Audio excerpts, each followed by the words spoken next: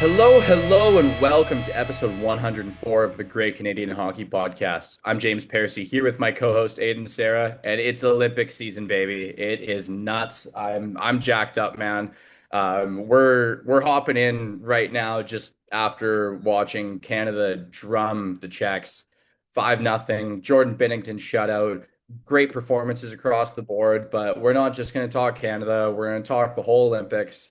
We're gonna talk the hype going into it, and man, I'm just excited that it's finally here. Like I've been watching montages all week. My Instagram reels are very targeted at me, and yeah, it's go time, baby.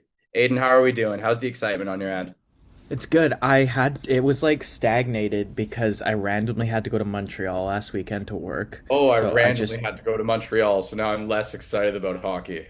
no, man. I just like completely like blanked out on Ooh, it starting. And it's not that I forgot. It was just the anticipation was dashed for a while because of how busy I got. So it was like kind of walking into it. It all hit me you at got once. Montreal smoked meat poutine. Dude, it was literally arena to hotel, door to door for 3 days. I had no time. This was not there was no leisure time. You can get a Montreal smoked meat poutine at 2 a.m. from random little hole in the walls there. Yeah, but when I'm starting a hockey game at like 8:30 in the morning, Fair. Okay. that's Fair. that's where Fair. I'll the give you that. challenge. I'll give you that. I have had it and I love it. There's a deli like not even a block up from my house that sells Montreal smoked meat, and that's their Hmm. thing in Calgary. Um, and I'm not a mustard fan, which is always hand in hand, but Yeah, that goes with that. they have this one sandwich that's like Russian dressing and coleslaw with the smoked meat, and I love it. It's so good. Um, Next time I'm in Montreal, I'll check that box. I did last time I was there. Um, and then when I got back to hockey here, I was disappointed at first because James, this wasn't where we were going to start, and I hate to start on a negative, but the Canadian women's national team went for a very, very, very experienced squad, and that is the kindest possible way I can say old and slow based on how they played. They beat the Czechs. They weren't super inspiring.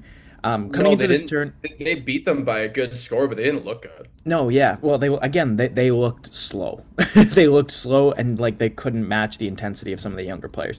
I think the next oldest team in the women's division is 25, and Canada's an average age of 29. Oh, Every so often they do this, right? Like in 2006, they brought like the old boys club, and they lost in the quarterfinals. I bet you the next few Team Canadas, you're going to see a lot of those vets drop off. I don't want to, point at Natalie Spooner or Brianne Jenner and say, oh, you have to drop off. It's just the whole group yeah. of veterans needs to be kind of picked through. You build around Sarah Fillier, and then you eventually build the defense around Chloe Primerano. Those are two players we've talked about a lot. This is an American year, though. That team is better than Canada. They're very good. Taylor Heisey is nuts. Yeah, and she's been Yeah. since she stepped into the PWHL. Um, yeah, so the women's division didn't start fantastic for Canada. Canada didn't start the men's either in the 12th yesterday, the 11th. Should mention really quickly, we are recording on the 12th, literally right after the Canada game. So Denmark, Germany, and USA, Latvia haven't happened yet. We're gonna touch on those teams, not those games. But Wednesday, Slovakia beats Finland 4-1, Sweden beats Italy 5-2. And then today, so far, we've got Switzerland over France 4-0, Canada over the Czechs 5-0. Let's start with Canada, and let's start with a goaltender. 26 save shutout for Jordan Binnington. The best part of this for me, James, was not that he made 26 saves and got a shutout. It was that he visibly looked sharp. He looked sharp. He looked on it, Dialed and in. that is not something he's consistently looked in the NHL this season. Or So last season. no, so it's obviously I think Switzerland. I'll talk about Switzerland. I will. That's tomorrow. I bet you it's Thompson, and then I bet you it's back to Bennington for France on the last day. Um, Canada's going to go straight to the quarterfinals. Knock on wood if they don't blow the rest of this group. So it's 6 games instead of 7. I think it'll be Binner's net, at least one more of these group games, and then the quarterfinal, and then we'll see how it goes from there. 100%. And so far, a couple standout things for me, whether it's the men's or the women's, I've watched, I guess, two and a chunk of the men's games so far, missing a period of two of the games. And one thing that really rings true for me, and it's one thing you and I were quite worried about, the officiating's a lot better. It's a Well, lot better. We were quite concerned about that. And the whole time I'm watching the broadcast, I'm hearing Mike Johnson go, well, their goal was to make it more like NHL officiating. yeah, I've heard him say this like 6 times. yeah, and it was. That's a fact. And Wes McCauley was one of the referees, right? We talked about Yeah. this in 2010 when the Olympics came to Vancouver. It's the first time it came to like an NHL venue with NHL players ever, right? Like Salt Lake City wasn't an NHL venue. Um, and then it was Wasn't it in uh, Calgary once though? not best on best, right? I'm talking about the best on best level. Oh, yeah, yeah. Um, Okay. and that was the point in Vancouver was, listen, we're on an NHL ice, we've got all these refs here, let's make this work. So you're right, and I'm glad, especially when you consider how heavy Canada played. Like, they played fast, they played strong, but they played a really heavy game. And we were talking when we thought in the summer that this was going to be Olympic ice about the speed emphasis that this was going to need. But on the smaller ice, Marchand was great, Horvat was great, Stone was great, Wilson was great. And that's before you even get into the skilled players that actually did the offensive damage. Again, I think what we wrote down here was complete performance against underrated opponents. And even though he lost 5-0, I thought Lucas Dostal was fabulous, right? Like, Yeah. Oh, he's great. yeah. Like Um, I think maybe he would have wanted one or two of those goals back, but three of them were well, you can't do anything about that. yeah. Macklin Celebrini gets number one. I thought I rock star. Yeah. That's some that's a rock star start to this tournament. Um, Well, Aiden, that's a bit of a trend for me so far because Juraj Slafkovsky with the first goal for the men's tournament wide, another first overall pick and another star in the making. So that seems to be a trend here. There's some young bucks taking a step and showing that they dominate on this stage and that they're ready to fully take over. Not to mention, if we pivot to the Finland Slovakia game, yeah, let's start with the positives. Juraj Slavkovsky was fantastic. He went first overall to the Montreal Canadiens in 2022 by virtue of the fact he was the best player in the 2022 Olympics at 18 years old. 17. 17 years old. He was phenomenal.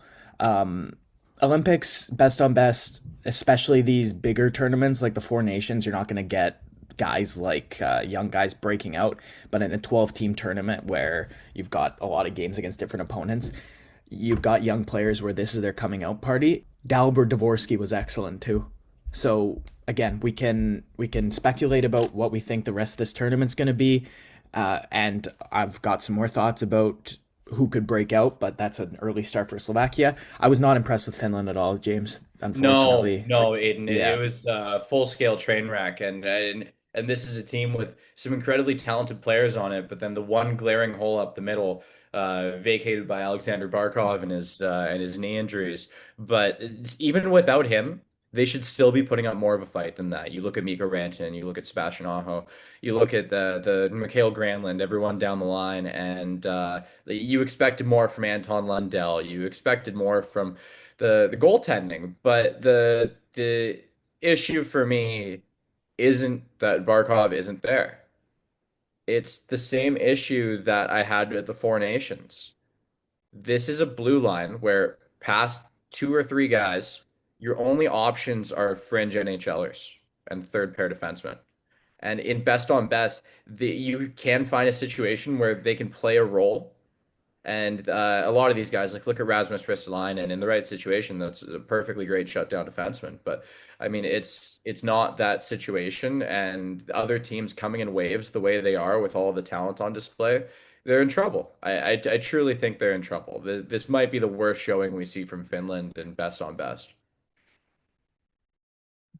and there's no Russia, but listen. We've watched the World Juniors. The Czechs have very much stepped up and emerged to be that fifth of five very very strong teams in international hockey.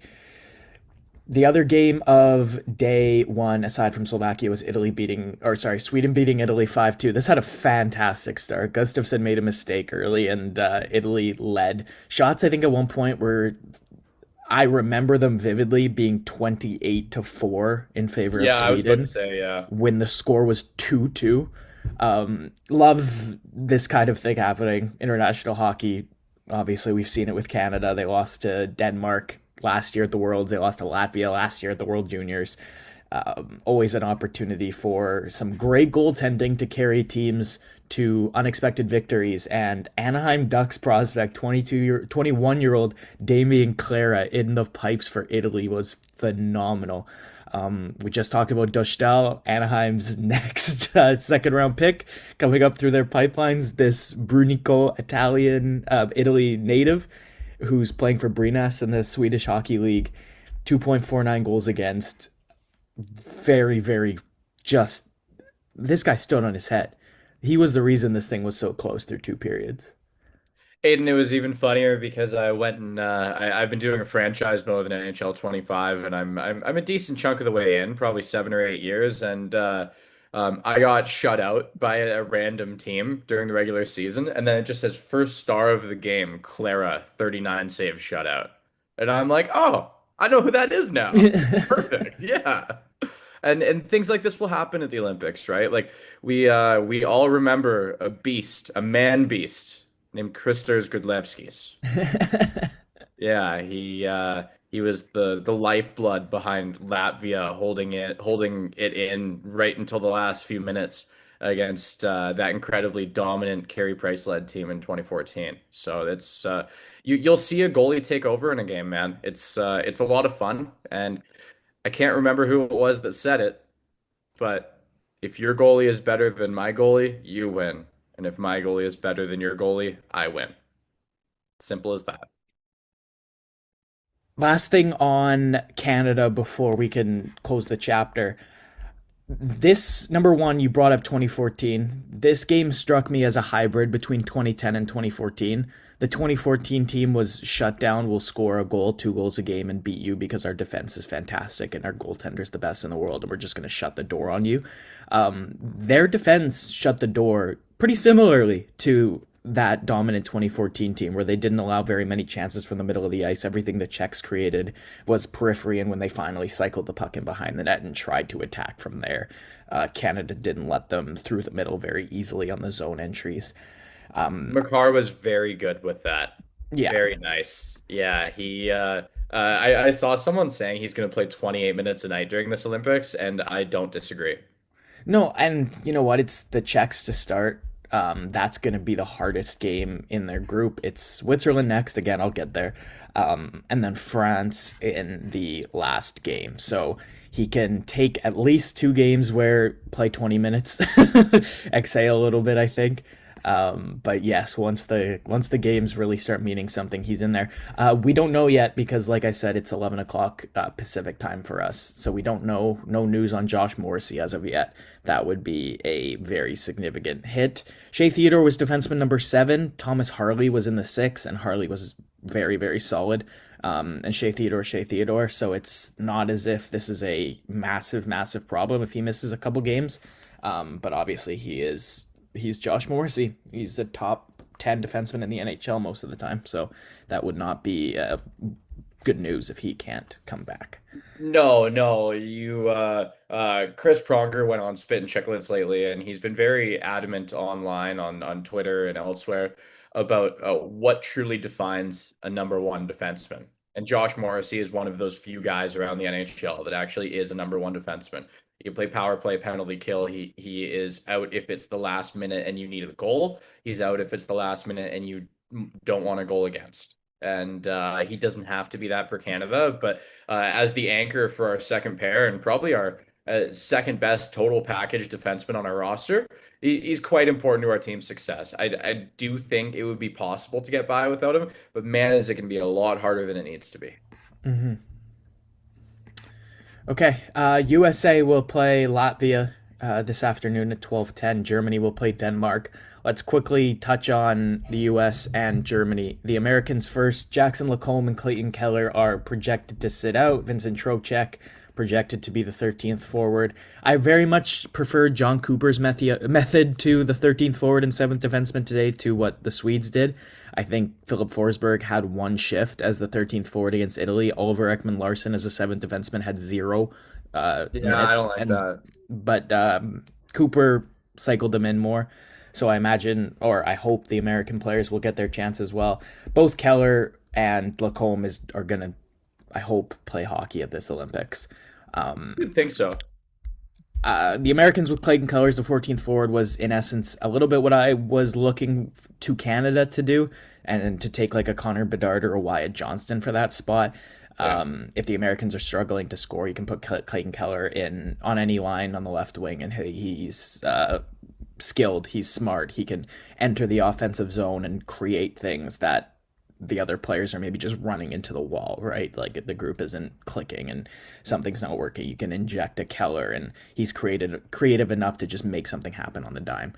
Well, Aiden, I think Jack Hughes has a short leash on that fourth line left wing spot. Yes, and again, you kind of, you're not going to be surprised to hear that I think Jack Hughes finishes this tournament as forward number 13 or forward number 14. Yeah. But Aiden, I just want to touch on a couple things on that US roster right now. And if I'm other teams playing against them, I'm worried. And it's not because of the biggest names on the roster. I look at the third line that they've pre-constructed and been using in practices so far. That's Kyle Connor on left wing, Tage Thompson on right wing, and Dylan Larkin at center. Mm-hmm. If Money. that line is on the ice, you are likely going to get scored on, or it's a war of attrition trying to hold off the siege in the offensive zone when they're cycling against you the entire time. And then That's don't even get me started. You get the puck back, you go through the neutral zone, and then for some reason, you have to get past Slavin and Faber. If you remember that pair at all from the Four Nations Face-Off tournament, you're not doing much against them. They're a wet blanket. I don't care what fire you bring through the neutral zone. Psh, sorry, out, relinquished, yeah. extinguished, not No, relinquished. Yeah. I don't disagree. I, Tage I do Thompson. I do wonder if we see Jake Ottinger. I kind of think James, is it Jake Ottinger's net in these big games? Is Connor Hellebuck's big game ability going to But get Hellebuck was the? great against Canada in the Four Nations. I So it's know, like, I is know. it is that bad? Like Hellebuck maybe would want one goal back in two games against Canada in the Four Nations. Maybe. So like are you I don't know if you really go to Ottinger unless Hellebuck falters right now. And who'd you say Yeah, they're playing well, this afternoon? Germany? it's Latvia this Latvia. afternoon. Okay. All right. Well, this could be a layup game. Yeah. On paper, the U.S. has the easiest group too, which could be a Yes. blessing or could be a curse. If they're not pushed hard until they play a very, very good team, and then, maybe the goaltending question gets answered in a wow, okay, that's the answer. Now we're playing for bronze way, right? Okay, the last thing I wanted to touch on. You wanted to go to Germany, actually, so let's quickly go to Germany. Tim Stützle and Leon Draisaitl are two of the best, if not. I mean, we can talk about legacy, but Leon Draisaitl is easily the best German hockey player of all time. Dude, Marco Sturm though. Yeah, their coach, Marco Sturm. Yeah. So it's awesome to see Draisaitl and Stützle in this tournament. Bummer that they didn't get to go, or we didn't see them at the Four Nations, so this is obviously a step up. And like I said, they're in this US group, who on paper is not the strongest. Germany starts with Denmark today, then they go on to Latvia tomorrow, they play the Americans, or Latvia in 2 days, they play the Americans the day after that. um And Aiden, this isn't just the top end guys for Germany because that's what everyone's talking about. It's like, oh, they finally have big name guys. They have Draisaitl, they have Stützle, they have Peterka, and they have Seider. But this team also has Lucas Reichel. It has one-time NHLer Dominic Cahoon. Nico Sturm is a fourth line center. Josh Szymanski, who now plays for the Oilers, he's on that team. Toby Reeder, a former NHLer. There's a few guys on that roster that you will recognize, and they're constructed definitely well enough. Their first power play unit is fantastic.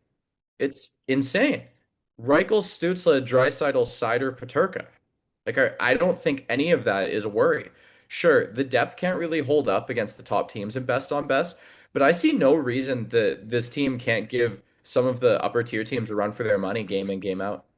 Okay, so James's underdog dark horse look for an upset is Germany. There's 100%.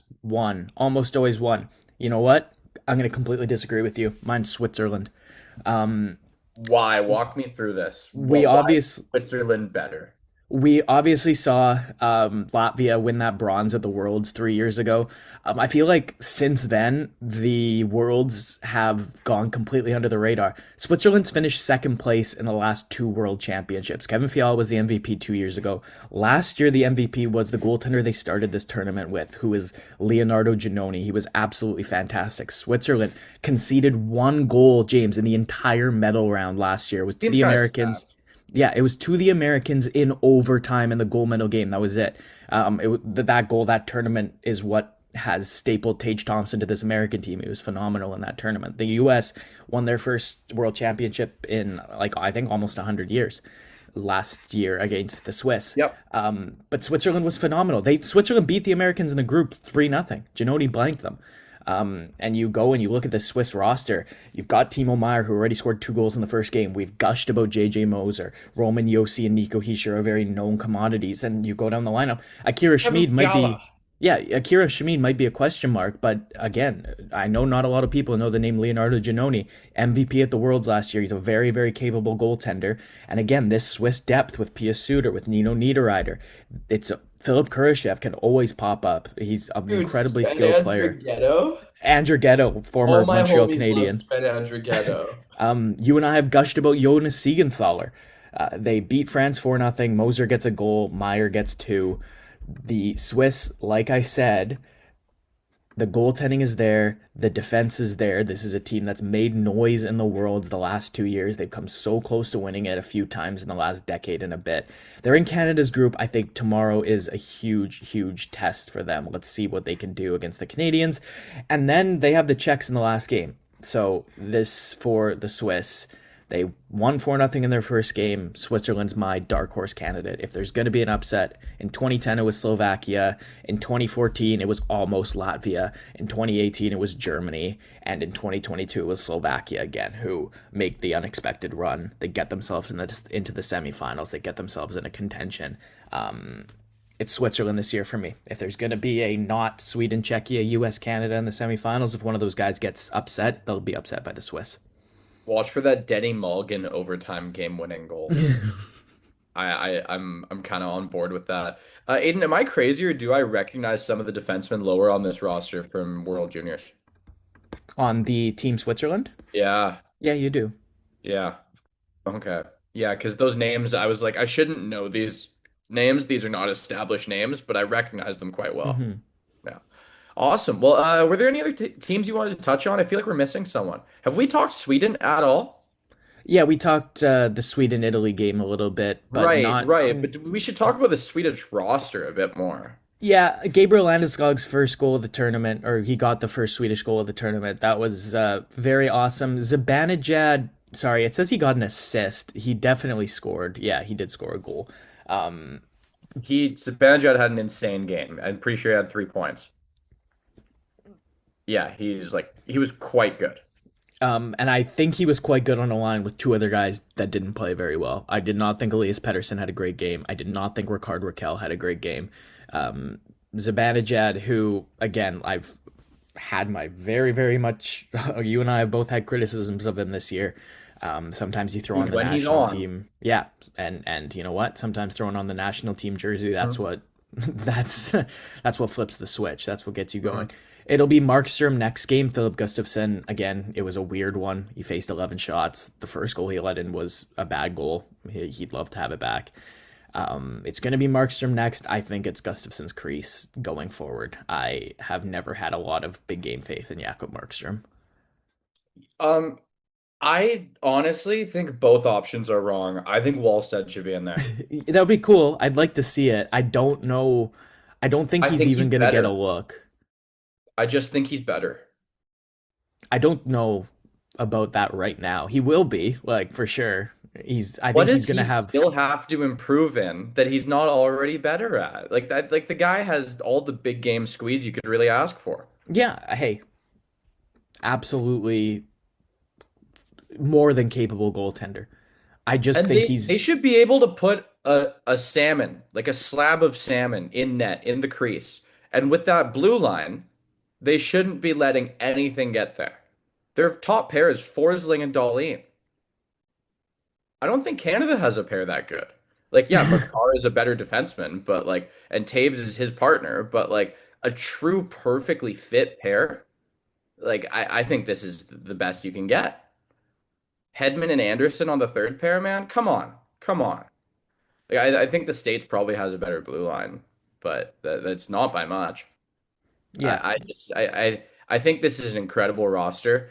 I really do hope we see Philip Forsberg more because this is his last Olympics and this is a dynamite player. And I don't really understand why he's being benched in favor of Elias Pettersson to do absolutely nothing. I think they hoped that Pettersson would be willing to do more on the big stage, but I think like the guy's just he's just not it. He doesn't have that dog in him.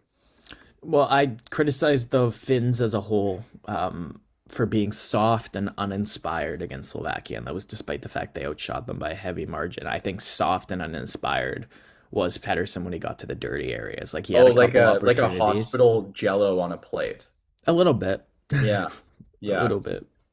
He's hospital jello. Okay. All right. I That's can get on fair. board with that.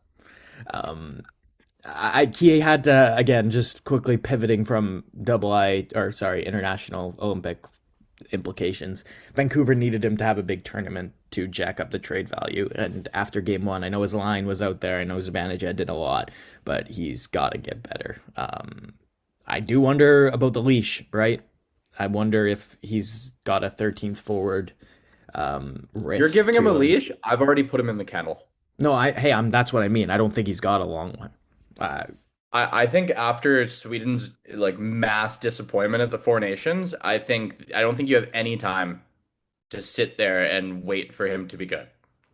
Canada Switzerland is tomorrow at the same time, I think, as Finland Sweden, which Why? no, you know what? I'm wrong. I'm wrong. Finland Sweden's early, which is early enough that I actually might struggle to get up and watch Right. it.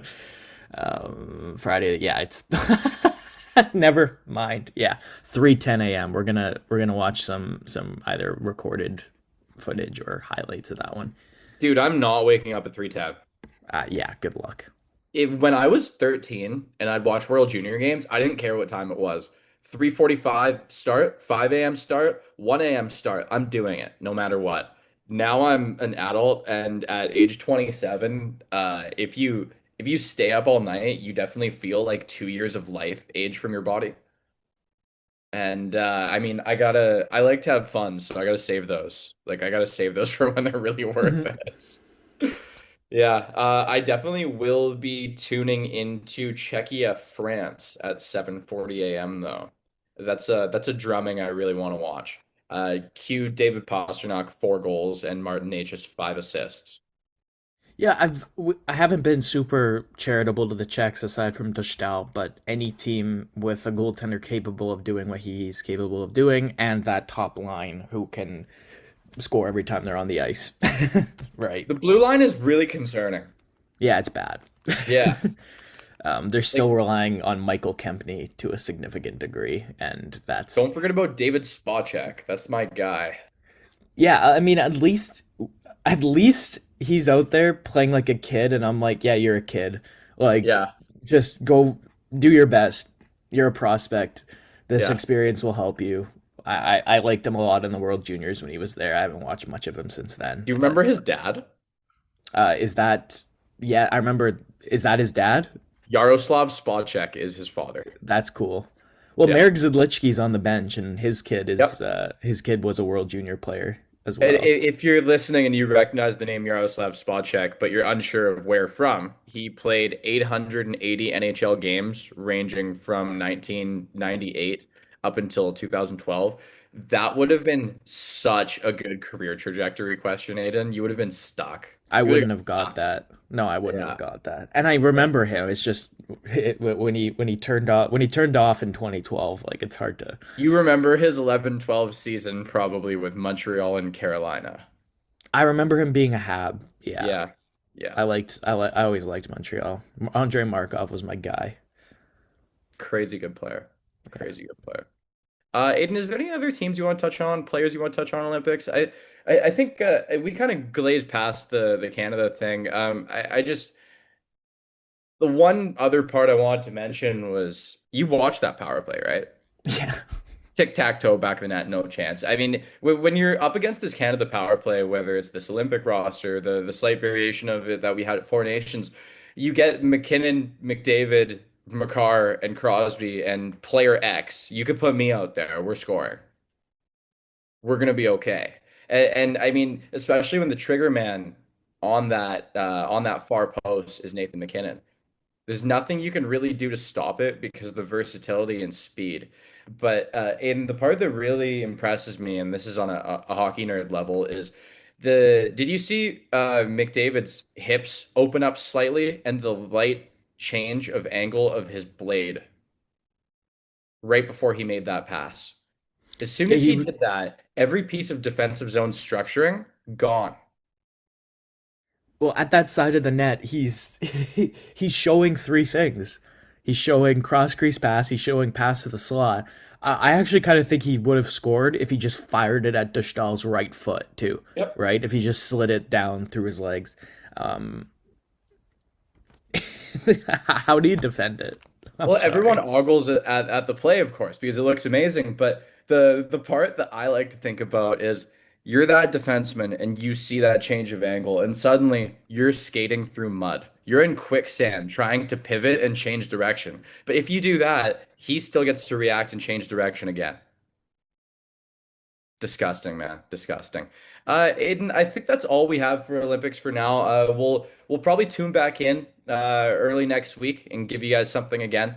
I want to be as responsive and on the ball with this Olympics as possible because you know it's best on best on the biggest stage, and this is honestly what we live for as hockey fans, hockey nerds, whatever you want to call it. I've got no fantasy gambler roundup for you this week because at the Olympics you don't need to know when to hold them, fold them, or walk away. You just need to watch the damn games because this is rare.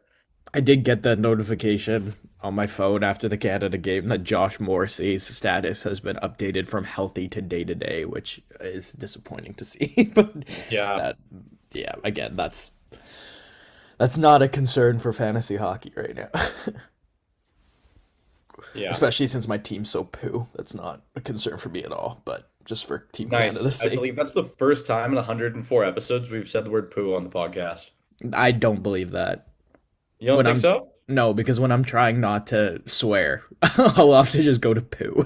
Oh, okay. All right. You want to prove me wong? You want to go through our transcripts? No, I don't. No. So But sometimes, I stand to be right until then. yeah, sometimes I'll have friends or family tell me that they got behind, and I'm like, oh, well, listen to the recent stuff. And they're like, no, I bulk listen to all of it.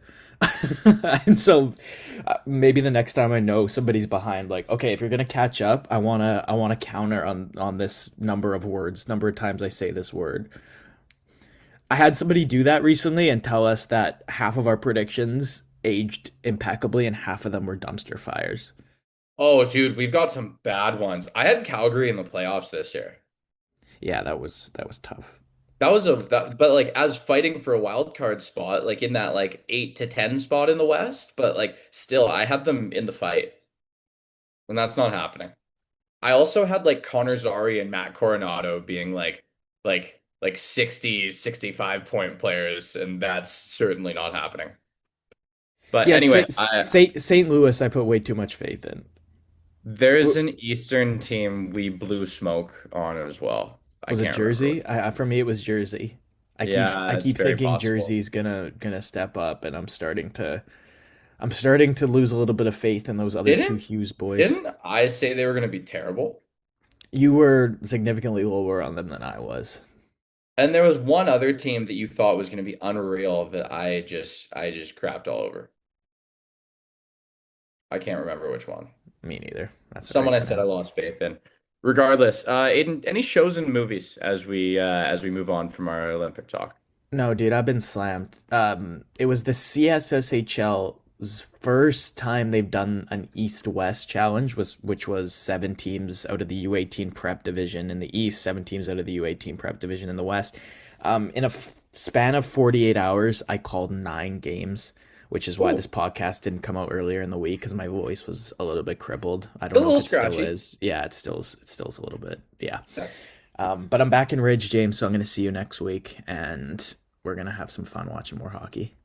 Love it, man. Love it. I haven't been up to date on my movies. I've gone to watch The Town 3 times, and without fail, I get a phone call and I have to go do something. So at some point this weekend, I'm going to watch The Town. That's my homework. But I've been on shows, man, and it's been a good time to be a nerd with shows. Like I've been watching A Night of the Seven Kingdoms. That's a Game of Thrones prequel, and it doesn't rely on the giant CGI dragons. It's much in the vein of Heath Ledger's A Knight's Tale, but just in that Game of Thrones universe. It's kind of a um, yeah, it's done quite well. The first couple episodes people don't like as much because a lot of that serious tone from that franchise is taken away in favor of, I mean, this guy's he's basically a peasant, and like there's like he has to do his business in the bush. He sleeps under a tree, and he again poops behind bushes. And there's a lot of stuff where people are like, "Oh, it's too light, it's too lighthearted," but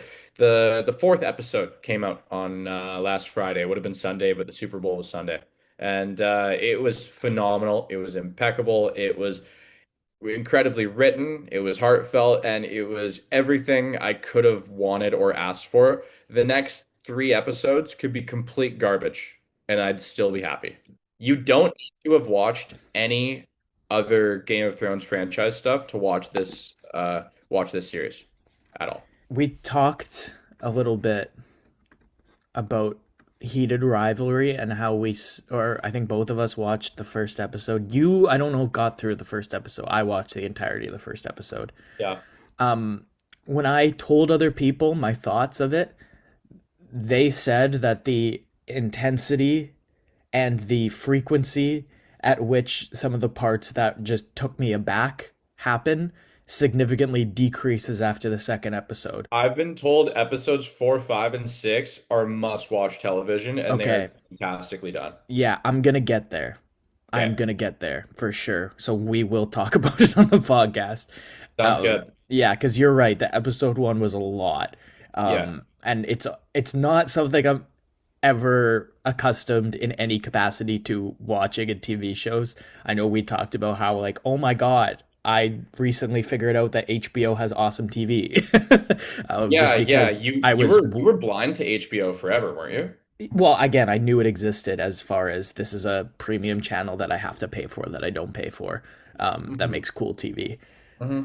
But actually getting into it, I never really watched a show with that level of intensity prior, Yeah. in all of the different capacities that that implication carries. So I'm gonna get there, and we're gonna get through it. I'm not sure if you will, but I'm gonna power through the parts Girlfriend that wants I'm to, so it's very possible. yeah, I'm gonna get through the parts that I'm told aren't the aren't the peak of the show to get to the peak of the show. That's the plan. The one thing I was told about was the Russian player main character, Ilya Rozhanov. They basically make him like the greatest hockey player of all time, and he's just like winning cups left and right. And I think someone told me he has like a 300-point season at some point with like 200 goals. And apparently there's a lot of random numbers in the background where it's like, all right, we're spitballing here, aren't we?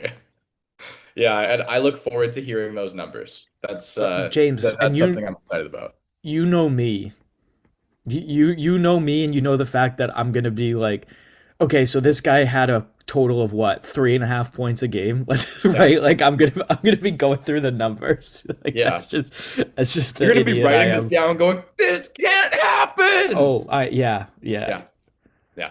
The example I always give when somebody's like, "What do you mean?" You're like, give me an example of how big of a hockey nerd you are. And I was like, everybody else was fired up about those fights at the Four Nations. I was sitting there yelling that JT Miller got a rough instead of an instigator because it didn't come with a misconduct. So while everybody's There's watching fights, I'm Aiden, going through the rules. the popularity of that show has really opened the door for a lot of other hockey shows to kind of get greenlit. All right, I'm reading this article from Netflix's website, but it's an 8 episode hockey series, and for the town of South Dorothy, Minnesota, hockey is everything until a tragic loss knocks the legs out from under a high school's legendary team. Michelle Monaghan plays Harper Sullivan, an unlikely hockey coach who's tasked with resurrecting the team from the brink of defeat and bringing South Dorothy back to life. Dude, I'm stoked about that. James Michelle Moynihan in limited series never disappoints. True Yeah, Detective season 1 and The White Lotus are two yeah, examples. 100%. Yeah, should be fantastic, man. Can't wait to see it. Not to And mention, we've kind of touched on like streaming a little bit.